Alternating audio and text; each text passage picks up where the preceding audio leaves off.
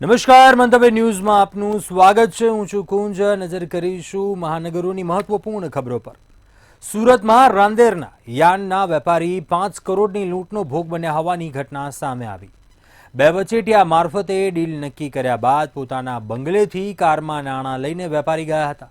ત્યારે ઇનોવામાં આવેલા 5 લોકોએ બંને વચેટિયાને ગાડીમાં બેસાડી 5 કરોડ લઈ ભાગી ગયા। જોકે પોલીસે ઇનોવામાં સવાર 2 આરોપીને વલસાડના પલસાણા ગામેથી ઝડપી લીધા હતા। જ્યારે 3 લોકો કારમાં ભાગી રહ્યા હતા ત્યારે અકસ્માત થતા ઇજાગ્રસ્ત હાલતમાં દબોચી લેવાયા હતા।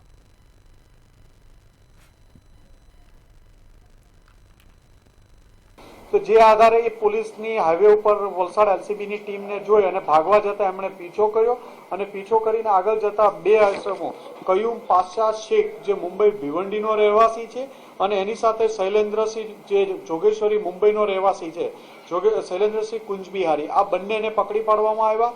એમની પાસેથી અંદાજે 4 કરોડ 54 લાખ જેટલા રૂપિયા મળ્યા છે। ઇનોવા ગાડી મળી આવી છે। બીજી જે ગાડી હોન્ડા અમેઝ હતી એ ભાગવા જતા એમાંથી 3 ઇસમો ગાડી એક કન્ટેનર સાથે એક્સિડન્ટ થતા 3 માણસોને હોસ્પિટલાઇઝ કરવામાં આવ્યા હતા, જેમાં 2ને ડિસ્ચાર્જ કરતા એમની પણ ધરપકડ કરવામાં આવી છે। ત્રીજાને સુરત ટ્રાન્સફર કરવામાં આવ્યો છે સિવિલ હોસ્પિટલમાં। સુરતમાં કિમ કોસંબા રેલવે ટ્રેક પર ટ્રેન ઉઠલાવવાના પ્રયાસનો મામલો સામે આવ્યો હતો। અજાણ્યા ઇસમો દ્વારા ઇરાદાપૂર્વક ઘટનાને અંજામ આપવાનો પ્રયાસ કરાયો હતો। રેલવે ટ્રેકને જોડવામાં આવતી ફીસર પ્લેટ કઢાઈ હતી। રેલવે સુરક્ષા ફોર્સની સતર્કતાને કારણે મોટી દુર્ઘટના ટળી હતી। ત્યારે આ ઘટનાને લઈને જિલ્લા પોલીસના અધિકારીઓ ઘટના સ્થળ ઉપર પહોંચ્યા હતા અને અલગ અલગ ટીમો બનાવીને તપાસ શરૂ કરાઈ છે।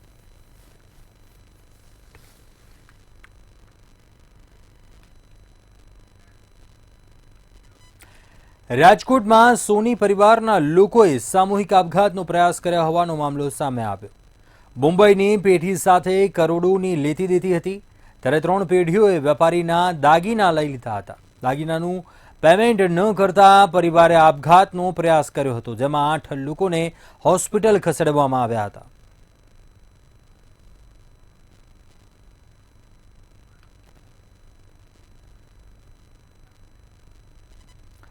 વડાપ્રધાન નરેન્દ્ર મોદીના નેતૃત્વમાં સમગ્ર દેશ 7મો પોષણ માસ ઉજવી રહ્યો છે। ત્યારે ગુજરાત રાજ્યની તમામ આંગણવાડીઓમાં પોષણ માસની ઉજવણી કરાઈ રહી છે। ત્યારે રાજકોટના પ્રમુખ સ્વામી ઓડિટોરિયમ ખાતે મહિલા અને બાળ કલ્યાણ મંત્રી ભાનુબેન બાબરિયાના અધ્યક્ષ સ્થાને રાજકોટ પોષણમાં કાર્યશાળા યોજાયો હતો, જેમાં મહાનુભાવોના હસ્તે લાભાર્થીઓને બાલશક્તિ, માતૃશક્તિ તથા પૂર્ણાશક્તિનું વિતરણ કરવામાં આવ્યું હતું।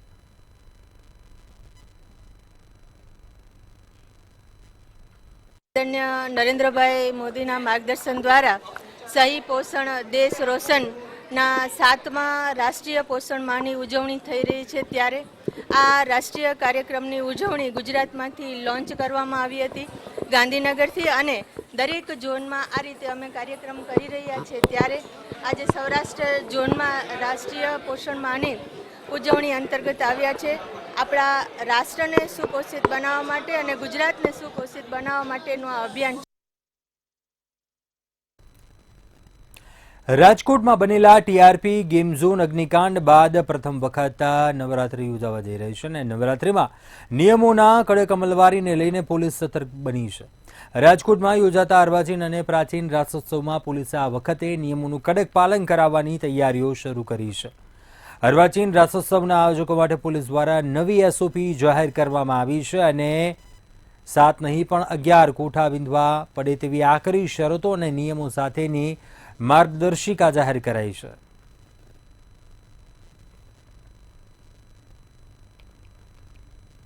રાજકોટ શહેરની લાયસન્સ બ્રાન્ચ દ્વારા વિવિધ અર્વાચીન ગરબીઓને મંજૂરી આપવામાં આવતી હોય છે।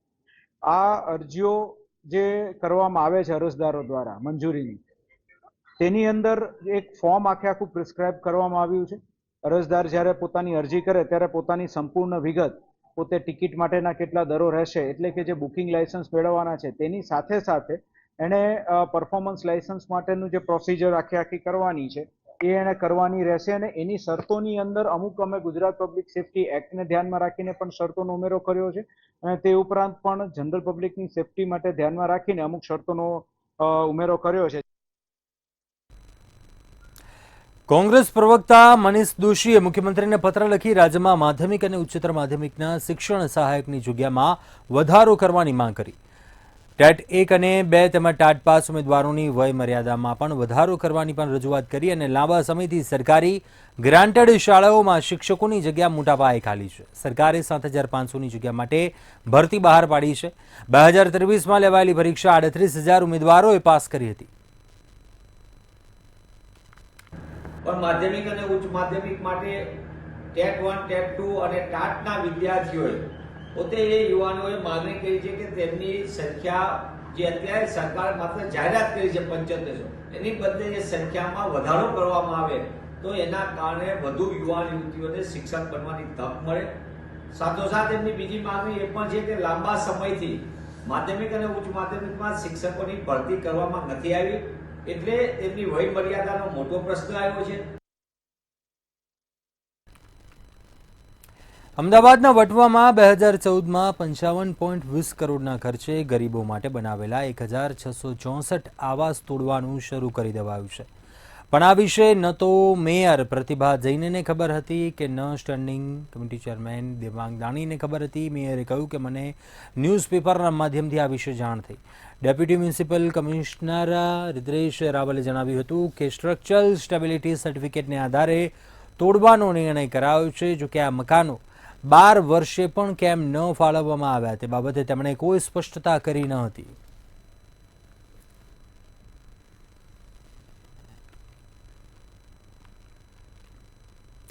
કેન્દ્ર સરકારની વન નેશન વન સ્ટુડન્ટ યોજના અંતર્ગત નવી શિક્ષણ નીતિના અમલ સાથે હાલ દેશમાં સ્કૂલ શિક્ષણથી માંડી ઉચ્ચ શિક્ષણ સુધીના તમામ વિદ્યાર્થીઓના યુનિક આઈડી બનાવવાની પ્રક્રિયા ચાલી રહી છે, જેમાં ગત વર્ષથી academic bank of credit ID બન્યા બાદ હવે આ વર્ષથી સ્કૂલોના વિદ્યાર્થીઓના અપાર આઈડી બનાવવાની પ્રક્રિયા શરૂ કરાઈ છે. 28 લાખ જેટલા વિદ્યાર્થીઓને હવે અપાર આઈડી બનશે. અપાર આઈડી એ કેન્દ્ર સરકારના શિક્ષણ મંત્રાલય હેઠળ ડિજિટલ રેકોર્ડ માટેની વન નેશન વન સ્ટુડન્ટ યોજના છે. અને અપાર કાર્ડમાં વિદ્યાર્થીએ જે કંઈ ક્રેડિટ અર્ન કરી હોય, ક્રેડિટ એટલે કે એકેડેમિક ક્રેડિટ જે અર્ન કરેલી હોય, તો એ અપાર કાર્ડમાં નોટ થાય છે. આમ જો મારે આખી સિસ્ટમ કહેવી હોય તો 3 વસ્તુ કહી શકાય કે ગવર્મેન્ટે academic bank of credit launch કરેલી છે, એટલે વિદ્યાર્થીએ એકેડેમિક બેંક ઓફ ક્રેડિટમાં રજિસ્ટ્રેશન કરાવવાનું હોય છે. એ રજિસ્ટ્રેશનમાં જે તે સંસ્થામાંથી જે તે ડિગ્રી અથવા તો જે તે અભ્યાસક્રમ એણે કર્યો હોય અને પાસ કર્યો હોય તો એકેડેમિક બેંક ઓફ ક્રેડિટમાં એની ક્રેડિટ આપવામાં આવે છે. રાજ્યમાં દિન પ્રતિદિન હત્યા અને ગુનાખોરીનો ગ્રાફ વધતો હોય તેમ વધુ એક ઓનર કિલિંગનો બનાવ અમદાવાદ ગ્રામ્યમાં સામે આવ્યો. અમદાવાદના બાકરોલ ગામમાં રહેતી 19 વર્ષીય યુવતી માનસી ઉર્ફે હિના અગરસિંહ સોલંકીના પોતાના જ ગામના અને પોતાના જ સમાજના યુવક સાથે પ્રેમ સંબંધ હતો અને તેની જાણ તેમના પરિવારના સભ્યોને થતાં કુટુંબના સભ્યોએ ગામ અને સમાજમાં બદનામી થવાના ભયને કારણે દીકરીને બહેલાવી ફોસલાવીને હાલોલ નજીક વડોદરા પહોંચ્યા મંદિરે દર્શન કરવાના બહાને ઘરેથી દૂર લઈ ગયા. નર્મદા કેનાલ પર લઈ જઈને ઘરના જ સભ્યોએ તેને ગળે ટૂંપો આપીને જીવ લઈ લીધો. ત્યારબાદ હિનાની લાશને બાકરોલ ગામના સ્મશાનમાં લાવીને રાત્રિના સમયે અંધારાનો ફાયદો ઉઠાવીને ચોરી છુપીથી ડીઝલ અને લાકડાની મદદથી પુરાવાનો નાશ કરવાનો પ્રયાસ કર્યો હતો, પરંતુ અંતે પાપનો ઘડો ફૂટી ગયો અને ઓનર કિલિંગમાં સંડોવાયેલા તમામ આરોપીને પોલીસે ઝડપી પાડી વધુ તપાસ હાથ ધરી છે. આ છોકરી એક ગામના એક માણસ જોડે જો એનો પ્રેમ પ્રસંગ હતો ઓર એને આધારે એને વિરુદ્ધ જો એના ફેમિલીનો વાંધો હતો ઓર વાંધા થવાનું કારણ એવું છે કે જો એક આ જે છોકરો હતો આ છોકરાની જે સરનેમ પણ સોલંકી હતી ને છોકરીની પણ સોલંકી હતી. આ છોકરીને એનો પરિવાર હલોલ બાજુ એક અનગઢ મંદિર છે માતાજીનું, ત્યાં મંદિરમાં બાધા દૂર કરાવવા બહાને લઈ જઈ ત્યાં હલોલના નજીક જે કેનાલ છે આ કેનાલના નજીક એમનો જે ત્યાં ગળો ટૂંપો કરીને એનો મર્ડર કરી દીધો હતો.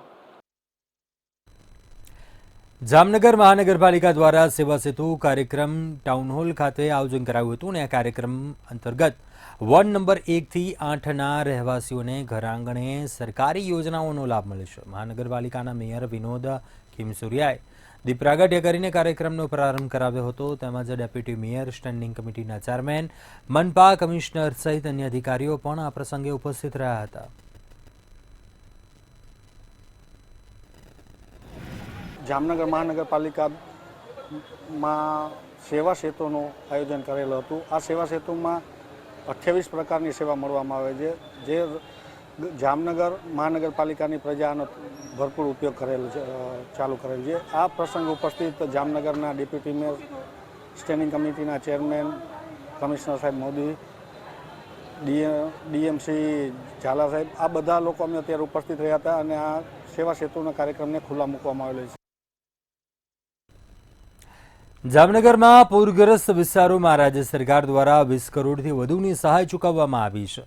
મુખ્યમંત્રીની સૂચનાથી રાહત કેશ ડોલ, ઘરવખરી સહાય તેમજ લાભાર્થીના બેંક ખાતામાં રકમ જમા કરવામાં આવી છે, જેમાં અંદાજિત 60,000થી વધુ લોકોને કેશ ડોલ અને 32,000થી વધુ પરિવારોને ઘરવખરી સહાય ચૂકવવામાં આવી છે.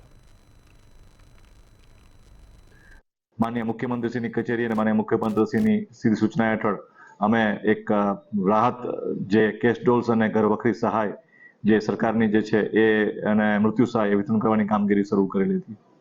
તો ખાસ કરીને આખા જિલ્લામાં સૌથી વધારે નુકસાન આપણે કોર્પોરેશન વિસ્તારમાં જે 4 થી 5 વોર્ડની અંદર થયેલું હતું, ત્યાં લગભગ અમે 60,000થી વધારે લોકોને કેશ ડોલ ચૂકવ્યા છે અને 32,000 પ્લસ ફેમિલીઝને અમે ઘરવખરી સહાય ચૂકવી છે. જામનગરમાં ખખડધજ રોડ, ભ્રષ્ટાચાર અને રખડતા ઢોર સહિતના પ્રશ્નોને લઈને કોંગ્રેસ દ્વારા મેયરને રજૂઆત કરાઈ હતી. રખડતા ઢોર સહિતના મુદ્દે જામનગરવાસીઓ પીડાઈ રહ્યા છે, તેમ છતાં પણ તંત્ર દ્વારા કોઈ કામગીરી કરવામાં ન આવતી હોવાની રજૂઆત કરાઈ હતી. જામનગર કોંગ્રેસ દ્વારા પ્રમુખ દિગુભા જાડેજાની આગેવાની હેઠળ મેયરને લેખિત રજૂઆત કરાઈ હતી.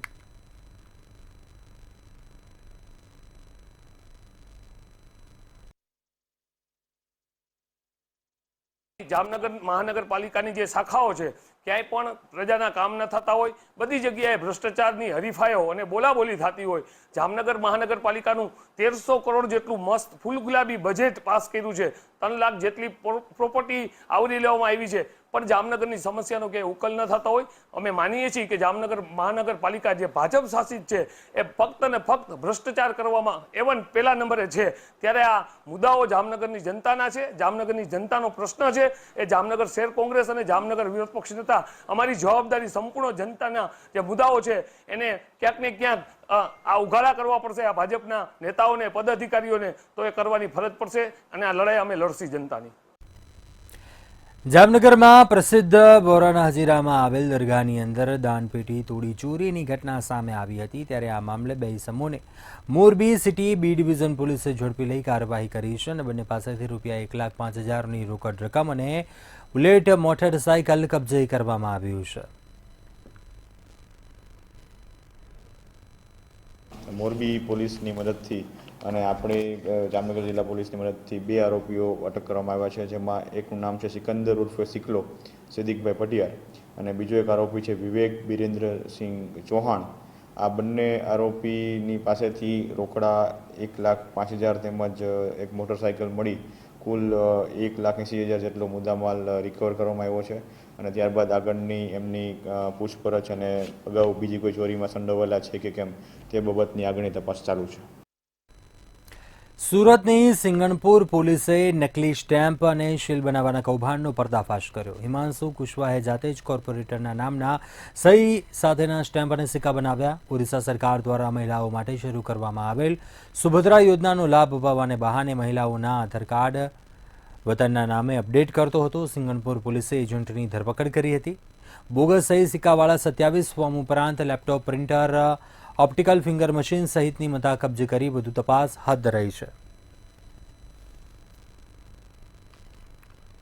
પોલીસની ટીમ દ્વારા આ મજકૂર જે આરોપી છે હિમાંશુ કુશવાહ એમને ત્યાં રેડ કરી તો તેમને ત્યાંથી કોર્પોરેટર વોર્ડ નંબર 8ના ચીમનભાઈ પટેલના નામના બોગસ કેટલાક બનાવેલ દસ્તાવેજો છે મળી આવેલ છે. જેમાં આધાર કાર્ડ જે જુદા જુદા ઓરિસ્સાના નાગરિકોના બનાવેલા સુભદ્રા નામની યોજના તાજેતરમાં ઓરિસ્સા સરકારે અમલમાં મૂકી છે, જેમાં મહિલાઓને વિશેષ લાભ આપવામાં આવે છે.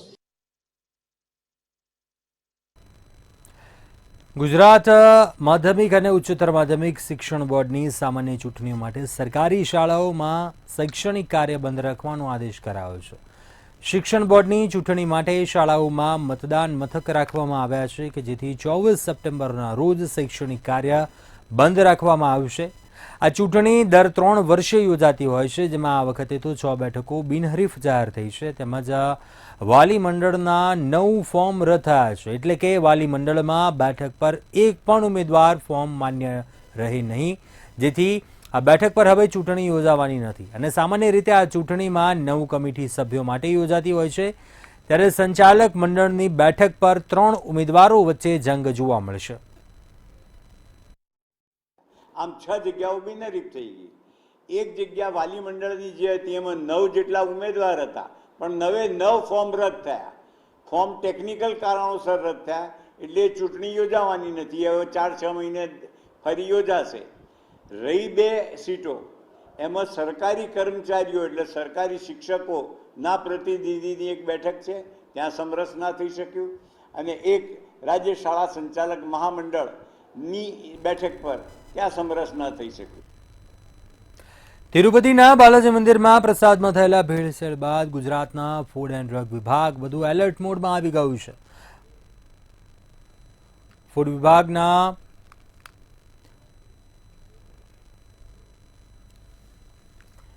કમિશનર એચ.જી. કોશિયાએ કહ્યું હતું કે ગુજરાતના પ્રખ્યાત મંદિરોમાં કડક ચેકિંગ કરવામાં આવી રહ્યું છે. પ્રસાદ બાબતે રાજ્યનો આરોગ્ય, ફૂડ એન્ડ ડ્રગ વિભાગ અને જિલ્લા વહીવટીતંત્ર દ્વારા ધ્યાન રાખવામાં આવી રહ્યું છે. ગુજરાતના મંદિરોમાં શુદ્ધ સાત્વિક પ્રસાદ ભક્તોને મળી રહે તે માટે તંત્ર દ્વારા ચેકિંગ કરાઈ રહ્યું છે. તેમજ નવરાત્રિના પર્વમાં પણ નાગરિકોને શુદ્ધ સાત્વિક નાસ્તો મળી રહે તે માટે રાજ્યના ફૂડ એન્ડ ડ્રગ વિભાગના અધિકારીઓ વિશેષ ઝુંબેશ કરશે અને ભેળસેળ વગરનું તેલ તેમજ અન્ય ખાદ્ય ચીજો મળી રહે તે માટે તંત્ર તૈનાત રહેશે.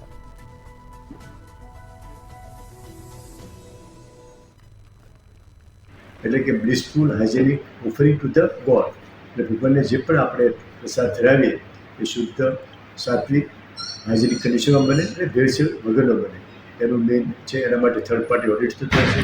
તો ગુજરાતમાં આજે લગભગ 32થી પણ વધારે જે મંદિરો છે મોટા મોટા, એ બધા મંદિરોએ એક આ કાયદાની જોગવાઈ નથી પણ એક વોલેન્ટરીલી એનું સર્ટિફિકેટ કરાવેલું છે. આ ઉપરાંત આપણે એની પૂરી તપાસ કરતા હોય છે. આપણે આ એક સતત ચાલતી પ્રક્રિયા છે. આમાં કોઈ પણ કસૂરવાર જણાય તો તેની સામે ફૂડ સેફ્ટી એક્ટ નીચે કાયદાકીય દંડની કાર્યવાહી કરવામાં આવતી હોય છે. જે સ્ટેટના પર્વમાં છે ત્યારે લાયસન્સમાં 3 જાતના હોય છે: સેન્ટ્રલ લાયસન્સ હોય, સ્ટેટ લાયસન્સ હોય અને રજિસ્ટ્રેશન હોય. રજિસ્ટ્રેશન એ કે જે લોકોનું ટર્નઓવર 12 લાખથી નીચે હોય પર એનમ, જે મોટા નાના કરિયાણા વેપારી હોય કે નારી ગલ્લાવાળા હોય.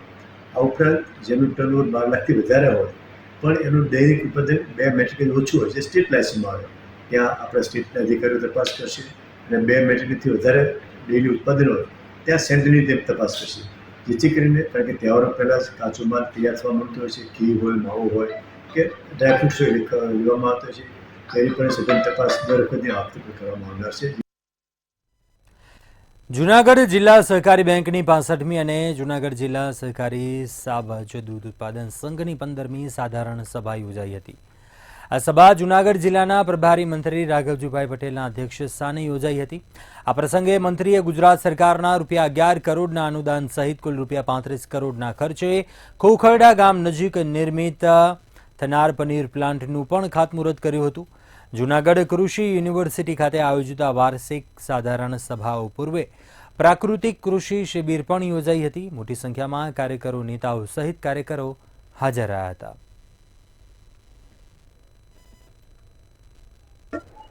જૂનાગઢ જિલ્લા સહકારી બેંક અને જૂનાગઢ જિલ્લા સહકારી દૂધ ઉત્પાદક સંઘ એટલે કે સાવજ ડેરી, આ બંને જિલ્લાની ટોચની સહકારી સંસ્થાઓની સાધારણ સભાઓ હતી. ઉપરાંત જૂનાગઢ જિલ્લા દૂધ ઉત્પાદક સંઘ એટલે કે સાવજ ડેરી દ્વારા જે પનીરનો પ્લાન્ટ નખાણો છે એનું લોકાર્પણ કરવાનો કાર્યક્રમ હતો. માનનીય ગુજરાત સરકારના માનનીય મંત્રી શ્રી રાઘવજીભાઈ પટેલની અધ્યક્ષતામાં કાર્યક્રમ હતો. એમના કારણે અમારા સાવજ દૂધ સંઘના જે પ્લાન્ટ છે એમાં વિવિધ પ્લાન્ટમાં જે કાર્ય કરે છે એમનું લોકાર્પણ અને પનીર પ્રોજેક્ટ માટેની જે એમને માતબર રકમ આપી એમનું ખાતમુહૂર્ત પણ માનનીય મંત્રી શ્રી રાઘવજીભાઈ પટેલના હસ્તે રાખવામાં આવેલું હતું. આજે અમારી 500 જેટલી દૂધ મંડળીઓ આમની સાથે સંકળાયેલી છે. તો આગળ મહત્વપૂર્ણ સમાચાર સુરતથી સામે આવી રહ્યા છે. ફરી એકવાર દારૂબંધીના લીરે લીરા ઉડ્યા તેમ કહી શકાય. ઉમરપાડા પાસે દારૂ ભરેલી ટ્રક પલટી ખાઈ ગઈ. ઉમરખડી ગામ પાસે વિદેશી દારૂ ભરેલી ટ્રક પલટી ખાઈ ગઈ હતી. ઈંટોની આડમાં વિદેશી દારૂની હેરાફેરી થઈ રહી હતી. જોકે આ ટ્રક પલટી ખાઈ જતા ભાંડો ફૂટી ગયો હતો. વિદેશી દારૂની બોટલો દેખાતા હાજર લોકોએ દારૂની બોટલોની લૂંટ ચલાવી હતી. જોકે ઘટનાની જાણ થતાં જ ઉમરપાડા પોલીસ તાત્કાલિક ઘટના સ્થળ ઉપર પહોંચ્યું હતું અને કાર્યવાહી હાથ ધરી હતી. સુરતના ઉમરપાડા નજીક આ ઘટના બની જ્યાં દારૂ ભરેલી ટ્રક પલટી મારી ગઈ હતી.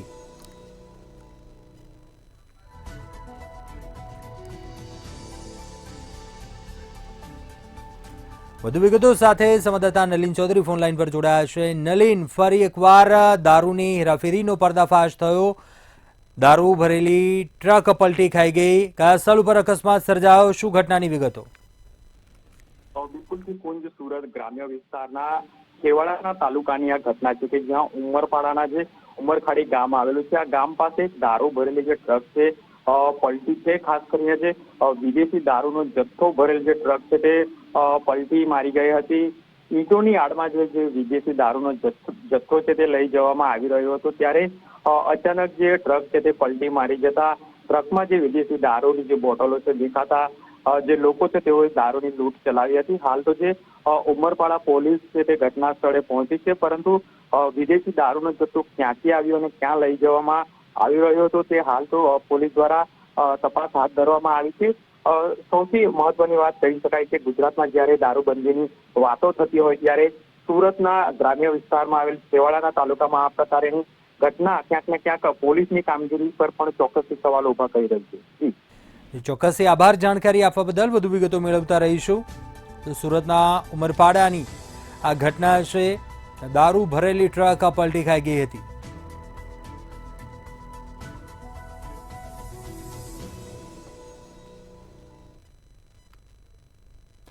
આગળ વાત કરીશું નકલી નોટોના કારનામાની. જી હા, ફરી એકવાર નકલી નોટોનું કારનામું સામે આવ્યું છે. સુરતની આ ઘટના છે. એસઓજીની સરથાણા પોલીસ સ્ટેશનની હદમાં દરોડા પાડવામાં આવ્યા ત્યારે એસઓજીએ નકલી નોટ બનાવવાનું કારખાનું ઝડપી પાડ્યું હતું. એસઓજીએ 1 લાખથી વધુની નોટો છે તે કબજે કરી છે. રાહુલ, ભાવેશ અને પવન નામના 3 આરોપીઓને ડિટેન કર્યા છે અને તેમની પૂછપરછ હાથ ધરી છે. સીપીયુ, મોનિટર અને ઇંકની બોટલ પણ મળી આવી તેમની પાસેથી. સુરતની એસઓજીની સરથાણા પોલીસ સ્ટેશનની હદમાં નકલી નોટ બનાવવાનું કારખાનું ઝડપ્યું છે એસઓજીએ.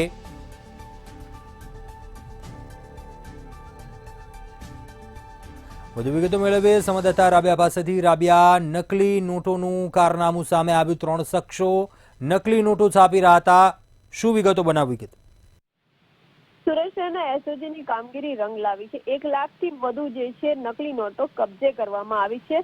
3 આરોપીઓની ધરપકડ પણ કરવામાં આવી છે. કહી શકાય છે કે સુરતમાં નકલી નોટો છાપવાનું કારખાનું જે છે એ જોરો શોરો પર ધમધમતું હતું. પોલીસની નાકની નીચે આ કારખાનું ધમધમતા ત્યારે એસઓજી પોલીસ દ્વારા કામગીરી કરવામાં આવી છે. સુરત શહેરનો સરથાણા જે વિસ્તાર છે, આ સરથાણા વિસ્તારની સરથાણા પોલીસની હદની અંદર આ રેડ એસઓજી દ્વારા કરવામાં આવી છે. બાતમીને આધારે એસઓજી દ્વારા આ રેડ કરવામાં આવી છે અને રેડ દરમિયાન 1 લાખથી વધુની જે નકલી નોટો છે એને કબજે કરીને 3 આરોપી રાહુલ, ભાવેશ અને પવનને ડિટેન કરવામાં આવ્યા છે. તો એમની સાથે જ નકલી નોટોનું જે કારખાનું હતું ત્યાં સીપીયુ, મોનિટર અને ઇંક બોટલ જે છે એ મળી આવી છે. સમગ્ર જે તપાસ છે અત્યારે એસઓજી પોલીસ દ્વારા કરવામાં આવી રહી છે. રાબિયા, પૂછપરછ દરમિયાન શું ખુલાસો થયો છે? કેટલા સમયથી આ પ્રકારે નોટો છાપી રહ્યા હતા તે બનાવ સંદર્ભે કોઈ વિગતો સામે મળી છે? આશ્ચર્યની વાત છે કે જે કારખાનું ધમધમી રહ્યું છે એ સરથાણા પોલીસ સ્ટેશનની હદની અંદર ધમધમી રહ્યું છે. પોલીસની નાક નીચે કહો કે પોલીસની રહેમ નજર છે, એક સવાલ ઉભો થાય છે. પરંતુ જ્યારે આ ત્રણની ધરપકડ કરવામાં આવી છે, ડિટેન કરવામાં આવે છે, ત્યારે ત્રણેયની પૂછપરછની અંદર માત્ર હજી નકલી નોટ છાપી રહ્યા હતા. 1 લાખથી વધુ નોટ હતી એવું જાણવા મળે છે. અન્ય કોઈ એની અંદર સામેલ છે અને આ નોટો શું કરશે, બહાર ગઈ છે કે એનો કોઈ દુરુપયોગ કરાયો છે, કોઈ મોટા વ્યક્તિનો કે કોઈ મહાનુભાવનો એની અંદર હાથ છે કે કેમ, કે કોઈની રહેમ નજર હેઠળ આ થઈ રહ્યું છે. તમામની જે છે અત્યારે તટસ્થ તપાસ પણ કરવામાં આવી રહી છે. જી રાબે, આભાર જાણકારી આપવા બદલ. વધુ અપડેટ મેળવતા રહીશું આ મામલા પર.